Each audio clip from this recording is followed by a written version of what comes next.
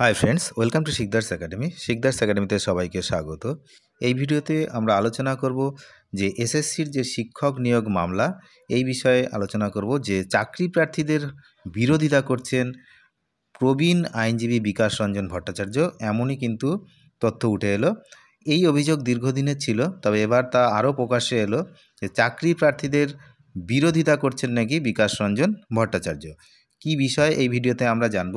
যখন একদিকে শালবনীতে একটি অনুষ্ঠান হয়েছিল, সেখানে রাজ্যের শিক্ষামন্ত্রী ব্রাত্য বসু তিনি যে প্রাইমারি বোর্ডের যিনি সভাপতি মানিক ভট্টাচার্য এবং আর সঙ্গে আরও যে সমস্ত শিক্ষার সঙ্গে জড়িত তাদেরকে ভূয়সী প্রশংসা করেছেন যে এই মুহূর্তে নাকি সব স্বচ্ছভাবে সমস্ত যে নিয়োগ প্রক্রিয়া চলছে, নিয়োগ প্রক্রিয়া অনেক আগের থেকে ভালো হচ্ছে, এরকম বলে ভূয়সী প্রশংসা করেছেন গতকাল।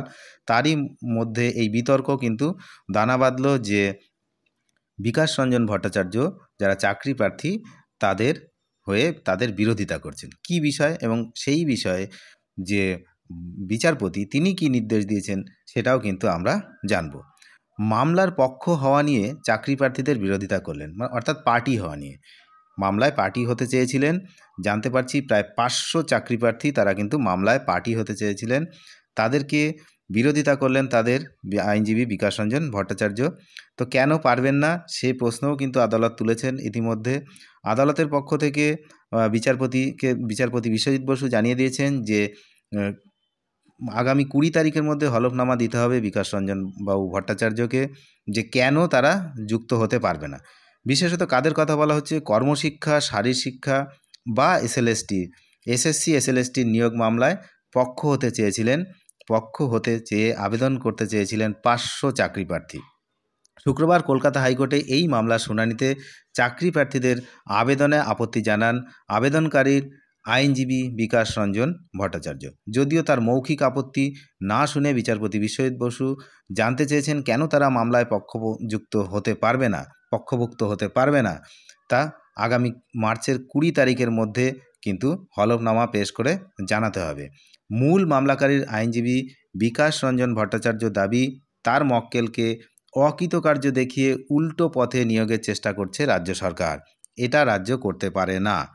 যদিও রাজ্যের দাবি, ক্যাবিনেটে এই শূন্যপদ তৈরি হওয়ার সিদ্ধান্ত হয়েছিল যোগ্য চাকরি প্রার্থীরা যাতে কর্মহীন না হন, তার জন্য রাজ্য পদ তৈরি করেছিল। যেটা আপনারা আগেই জানেন যে সুপার নিউমেরিক পোস্ট এরকম তৈরি হয়েছিল।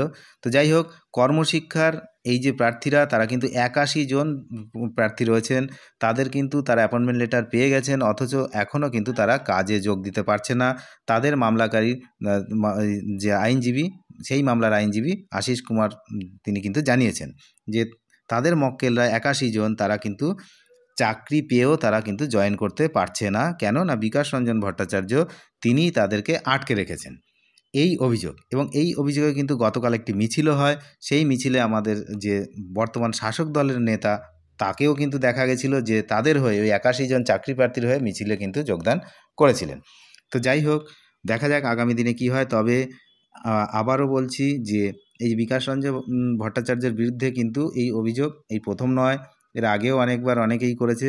তো এবার তাও আরও প্রকাশ্যে এলো কালকে হাইকোর্টে, এবং বিচারপতি 20 তারিখের মধ্যে হলফনামা চেয়েছেন। সেদিকে আমাদের নজর থাকবে যে তিনি কি জানান বিকাশবাবু, যে কেন তাদেরকে পার্টি করতে দেওয়া হবে না, পার্টি অন্তর্ভুক্ত করতে দেওয়া হবে না এই মামলায়। সেই বিষয়ে নিশ্চয়ই বিস্তারিত কিছু তথ্য বা হলফনামা আদালতে পেশ করবেন, সেদিকে আমরা নজর রাখছি। নজর রাখুন শিকদার্স একাডেমিতে। Thank you.